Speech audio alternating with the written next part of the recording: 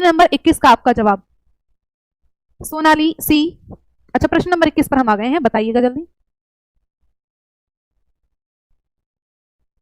CDP की class आपकी 22 तारीख में रहेगी, ठीक है।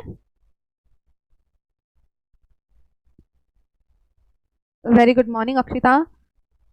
हाँ भाई, बी बी बी बी, बहुत बढ़िया भाई। शालिनी घर से आती है, तो अलग होने के अर्थ में हम किसका प्रयोग करते हैं? वो घर से अलग हुई है और आपका अपादान कारक होता है। क्या होता है? तो कहेंगे अपादान कारक होता है, ठीक है। तो यहाँ आपका बी ऑप्शन सही जवाब है। करण कारक, जब किसी के द्वारा कोई कार्य किया जाए, यानी कि किसी कार्य को सिद्ध करने में जो ज्यादा सहायक है, जैसे मैं पेन से लिख रही हूँ, है ना, आप मुझसे पढ़ रहे हैं, मैं करण कारक हूँ क्योंकि आप मुझसे पढ़ रहे हैं, मेरे द्वारा पढ़ रहे हैं। अधिकरण कारक जो आधार की अधिकरण संज्ञा होती है, और संप्रदान कारक जिसके लिए कोई कार्य किया जाए, ठीक है। चलिएगा, निम्न में से मिश्र वाक्य है। मिश्र वाक्य क्या होगा? मेरा भाई रोहन खेल पुस्तकें अधिक पढ़ता है। नाथ द्वारा का श्रीनाथ मंदिर दर्शनीय है। नंदिनी ने कहा कि मैं जयपुर नहीं जाऊंगी।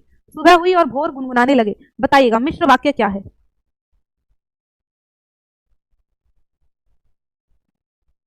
सी ऑप्शन, बहुत शानदार भाई। मिश्र वाक्य आप जानते हैं, वाक्य के आपके कितने 3 प्रकार होते हैं? सरल वाक्य, संयुक्त वाक्य और मिश्र वाक्य, है ना। सरल वाक्य, संयुक्त वाक्य और मिश्र वाक्य। तो सरल वाक्य आपके सिंपल, भाई मैं घर जाता हूं, वह खाना खाती है।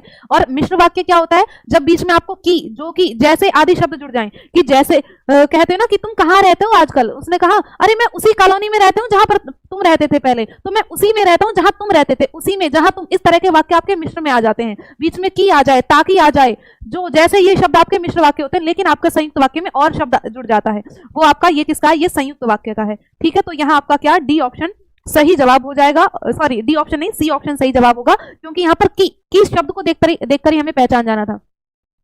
चलिए आगे बढ़ते हैं। आश्रित उपवाक्य का भेद नहीं है। संजय उपवाक्य, क्रिया विशेषण उपवाक्य, विशेषण उपवाक्य या प्रधान उपवाक्य, ठीक है। वो आपको एसएसटी वाले सर जो हैं, आपको जीके जो आप पूछ रहे हैं राजस्थान की, तो वो तो स्पेशल नहीं एसएसटी में, जैसे आप ईवीएस पढ़ेंगे तो उसमें ऐड है, तो उनको एसएसटी वाले सर अंकित सर ही आपको पढ़ाएंगे, ठीक है। भेद होते हैं, क्या होते हैं आपके? संज्ञा, क्रिया और विशेषण। आश्रित उपवाक्य के 3 भेद होते हैं, लेकिन प्रधान उपवाक्य आश्रित उपवाक्य का भेद नहीं होता, ठीक है। लेकिन प्रधान उपवाक्य जो है आश्रित उपवाक्य का भेद नहीं होता। और ये आश्रित क्या है और प्रधान क्या है, इनको डिटेल में पढ़ेंगे जब टॉपिक वाइज एक एक चीजें क्लियर होंगी ना, तो आपको ज्यादा समझ में आएगा। आ जाइएगा। निम्न में से कौन सी बोलने की योग्यता है? पूछा है कौन सी बोलने की योग्यता है? शुद्ध वर्तनी लिखना, सुलेख, श्रुतलेख या आशु भाषण?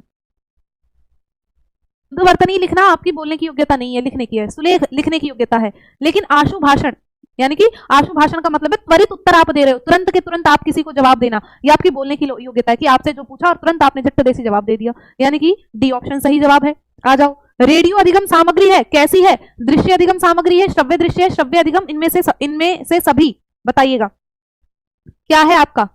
25 का आप दे रहे हैं सी, बहुत शानदार भाई। रेडियो क्या है? श्रव्य है, अभी पीछे हमने पूछा था, है ना।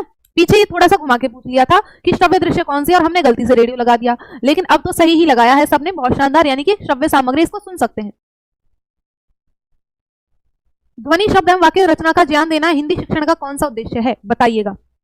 ध्वनि शब्द वाक्य रचना, इनका ज्ञान देना, ये थोड़ा थोड़ा सीटेट में इससे रिलेटेड आता था प्रश्न आपका कई बार, और मैं अभी आपको बताती चलूंगी साथ में। Ma'am REET exam UP TET जैसा होता है? देखो भाई, टीचिंग एग्जाम जो होते हैं लगभग सबका पैटर्न तो वही होता है, लेकिन कुछ चीजें स्टेट की उसमें ऐड हो जाती हैं। जैसे हमने हिंदी पढ़ रहे हो तो हिंदी की व्याकरण यूपी टेट में भी आती है, आपका रीट में भी आती है ना। लेकिन यूपी में थोड़ी यूपी जीके रहती है, उधर आप राजस्थान में जाओगे तो वहां की जीके आपको पढ़नी होगी, तो वो चीजें आपको जीके की ऐड करनी पड़ेंगी। हिंदी में क्या आपको राजस्थान का देना है, तो राजस्थान की भाषा और बोलियों का एक और टॉपिक आपका ऐड हो गया, तो उसको भी हम तैयार करेंगे साथ साथ, ठीक है। हाँ बिल्कुल, पूरी थ्योरी आपकी यूट्यूब पर ही होगी, रीट की दिक्कत नहीं लेनी है। अब यहाँ आपका क्या है? डी ऑप्शन सही जवाब हो जाता है। क्या है?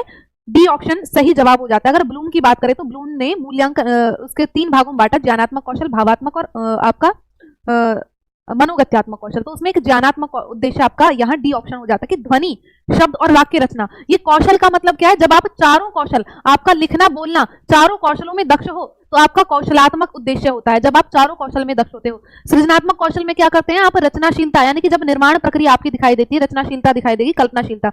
रसात्मकता उद्देश्य, जब आप कविता आदि का निर्माण करते हो तो रसात्मक उद्देश्य कविता में आता है। तो ध्वनि शब्द वाक्य रचना आपका ज्ञानात्मक में आ जाता है, ठीक है। चलिएगा आगे चलते हैं। शिक्षक श्यामपट्ट कॉपी या स्लेट पर अक्षरों को लिख देता है और छात्रों को कहता है कि इन अक्षरों को देखकर उनके नीचे स्वयं उसी प्रकार अक्षर बनाएं, यह विधि क्या कहलाती है?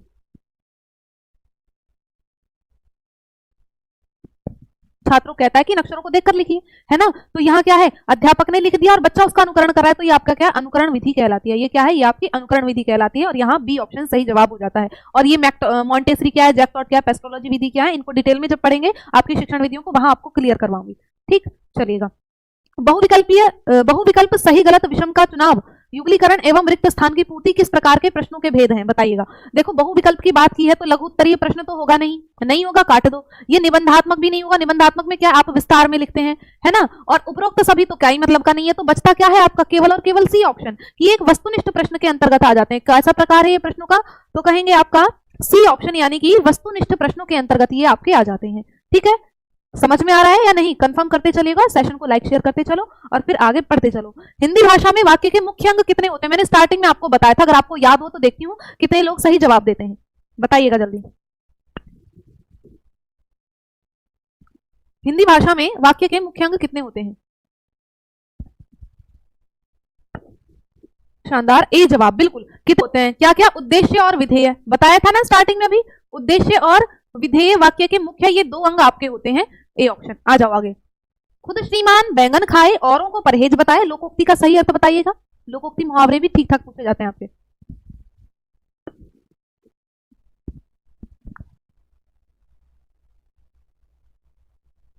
खुद तो बैंगन खाए और औरों को परहेज बताए, तो यहाँ आपका क्या हो जाता है, डी। एक और आपका मुहावरा आता है कि थाली का बैंगन, इसका अर्थ क्या होता है, थाली का बैंगन, इसका अर्थ क्या होता है। थाली के बैंगन की बात करें तो कहें ना कि जो किसी का भी ना हो, इधर उधर लुढ़कता रहता है थाली का बैंगन, कभी इस पक्ष में कभी उस पक्ष में, इसका ये अर्थ हो जाता है ना, जो किसी का भी ना हो। तो आपका इसका क्या हो जाएगा, डी ऑप्शन सही जवाब। आगे चलते हैं। परोपकार में किस संधि का प्रयोग है, परोपकार में किस संधि का प्रयोग है। थ्योरी क्लासेस आपकी 25 तारीख से स्टार्ट हो जाएंगी, ठीक है किट्टू।